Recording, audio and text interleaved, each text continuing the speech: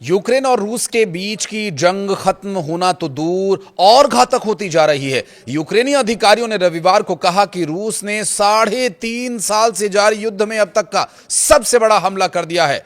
रूस के हवाई हमले में कीव में मौजूद यूक्रेनी सरकार की मेन बिल्डिंग में आग लग गई और एक नवजात बच्चे की सहित 3 लोगों की दर्दनाक मौत हो गई। नमस्कार, मैं हूं आशीष त्रिपाठी आपके साथ। द गार्डियन की रिपोर्ट के मुताबिक रूस ने यूक्रेन की राजधानी पर ड्रोन और मिसाइलों से हमला किया, जिसमें 18 लोग घायल हो गए और कई इमारतों में आग लग गई। यूक्रेन के मंत्रियों की कैबिनेट की बिल्डिंग की छत से धुआं उठता देखा गया। धुएं का ये गुबार तस्वीरों में भी आप देख सकते हैं। पहली बार रूस ने यूक्रेन की सरकार को इस तरह से निशाना बनाया। रूस अब तक राजधानी के केंद्र में बनी सरकारी इमारतों को निशाना बनाने से बचता रहा। यूक्रेन के प्रधानमंत्री यूलिया के द्वारा टेलीग्राम पर यह कहा गया कि दुश्मन के हमले की वजह से छत और ऊपरी मंजिलें क्षतिग्रस्त हो चुकी हैं और बचाव कर्मी आग बुझा रहे हैं। उन्होंने कहा कि हम इमारतों को फिर से बना लेंगे, लेकिन हम खोई हुई जिंदगियों को वापस नहीं ला सकते। दुश्मन पूरे देश में हर दिन हमारे लोगों को आतंकित करता है, मारता है। रूस ने यूक्रेन पर अपने 3.5 साल को लेकर किए गए आक्रमण को लेकर रोकने का अब तक कोई संकेत भी नहीं दिया है, तो खुद शांतिदूत बनकर के सामने आए और खुद को शांतिदूत कहने वाले अमेरिकी राष्ट्रपति डोनाल्ड ट्रंप ने शांति समझौते की तमाम जो प्रयास किए वो सभी अभी तक कहीं धरातल पर उतरते नजर नहीं आए। रूस जंग समाप्त करने की अपनी शर्तों से समझौता करने को राजी नहीं हुआ। फ्रांस और ब्रिटेन के नेतृत्व में कुल 26 यूरोपीय देशों ने गुरुवार को शांति समझौते के बाद यूक्रेन में सेना तैनात करने का वादा किया था। रूसी राष्ट्रपति व्लादिमीर पुतिन ने ऐसी किसी भी तैनाती को मंजूरी देने से साफ इनकार किया और कहा कि अगर ऐसी कोई तैनाती होती है तो वह सेना भी रूसी हमलों के निशाने पर होगी। बीते दिनों रूस ने यूक्रेन पर रणनीतिक रूप से बढ़त बना ली है।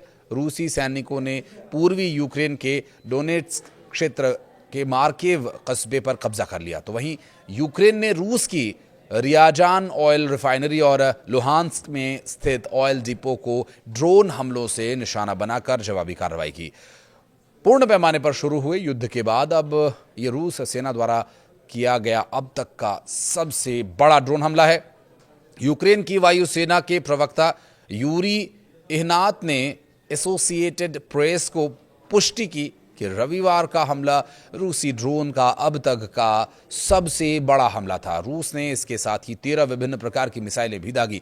वायुसेना के एक बयान के अनुसार यूक्रेन ने 747 ड्रोन और 4 मिसाइलों को मार गिराया था, निष्क्रिय कर दिया था। यूक्रेन भर में 37 स्थानों पर 9 मिसाइली हमले और 56 ड्रोन के हमले हुए। गिराए गए ड्रोन और मिसाइलों का मलबा 8 स्थानों पर गिरा।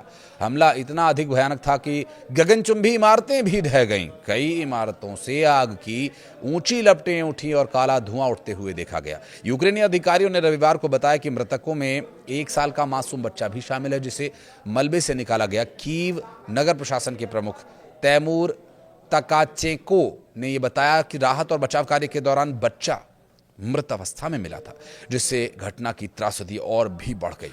यूक्रेनी वायुसेना ने दावा किया कि उन्होंने कुछ रूसी ड्रोन्स को मार गिराया, लेकिन सभी हमलों को रोक पाना संभव नहीं था। यह हमला ऐसे समय में हुआ जब कीव में अपेक्षाकृत शांत माहौल बना हुआ था, जिससे नागरिकों को अब फिर से डर और असुरक्षा का सामना करना पड़ रहा है। इस घटना की अंतर्राष्ट्रीय स्तर पर निंदा हो रही है और इसे नागरिकों पर लक्षित हिंसा करार दिया जा रहा है। यूक्रेनी सरकार ने इसे युद्ध अपराध की श्रेणी में रखते हुए रूस के खिलाफ कड़ी कार्रवाई किए जाने की मांग की।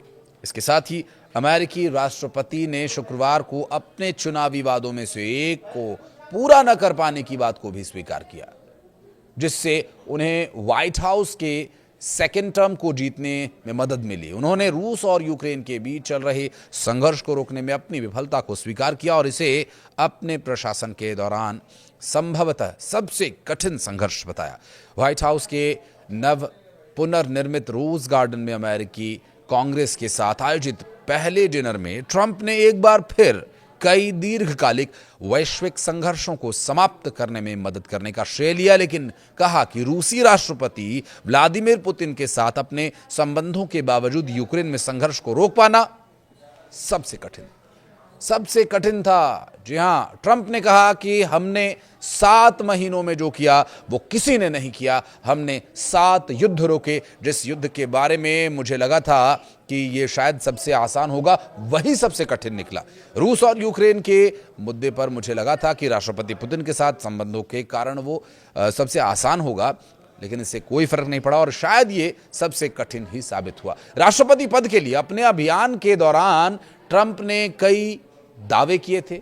यदि वे निर्वाचित हुए तो वो पदभार ग्रहण करने के 24 घंटे के भीतर युद्ध को समाप्त कर देंगे, लेकिन अभी तक वो 24 घंटे पूरे हो नहीं पाए, या यूं कहें कि वो युद्ध नहीं रुकवा पाए। किसी महत्वपूर्ण सफलता का कोई संकेत यहां नहीं मिल रहा है। अमेरिकी राष्ट्रपति का नवीनतम प्रयास अगस्त में ऐतिहासिक अलास्का शिखर सम्मेलन के दौरान देखने को मिला। हालांकि दोनों पक्षों के बीच कोई औपचारिक समझौता नहीं हुआ, जबकि ट्रंप ने इसे बेहद उपयोगी बैठक बताया था। और हाल ही में अमेरिकी राष्ट्रपति ने सोशल मीडिया पर कई टिप्पणियां की थीं, जिसमें उन्होंने कहा कि अमेरिका ने रूस और भारत को सबसे गहरे, सबसे अंधकारमय चीन के हाथों खो दिया।